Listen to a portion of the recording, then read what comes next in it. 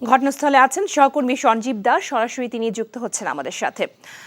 সঞ্জীব, দুর্ঘটনাটি আসলে কিভাবে ঘটলো এবং নিহতদের নাম পরিচয় কি জানতে পেরেছেন কিনা? জি লোপা, ঢাকা খুলনা মহাসড়কে ফরিদপুরের কানাইপুরের দিকনগর এলাকায় ইউনিট পরিবহনের একটি বাসের সাথে একটি পিকআপের মুখোমুখি সংঘর্ষ হয়। এতে ঘটনাস্থলেই পিকআপে থাকা যে 15 জন যাত্রী তার 11 জন নিহত হয়।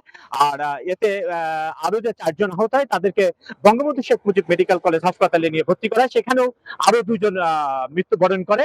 মোট এই ঘটনায় 13 জনের মৃত্যুর ঘটনা ঘটেছে আর আহত হয়েছে 2 জন। আর এর ভিতর যে নাম পরিচয়ের কথা যেটা বললেন, সেখানে 6 জন, একটি শিক্ষক পরিবারের 6 জন রয়েছে, বাকিদের পরিচয় এখনো নিশ্চিত হওয়া যায়নি। আর আরেকটি কথা বলি, সেটা হলো জেলা প্রশাসনের পক্ষ থেকে প্রত্যেক পরিবারকে 5 লক্ষ টাকা নিহত যারা হয়েছেন তাদেরকে দেওয়া হবে এবং আহত যারা রয়েছে তাদেরকে 3 লক্ষ টাকা দেওয়ার ঘোষণা কথা ফরিদপুরের জেলা প্রশাসক মোহাম্মদ আহসান তালুকদার জানিয়েছেন। তো এই ছিল আমার কাছে সর্বশেষ সংবাদ। জি লোপা,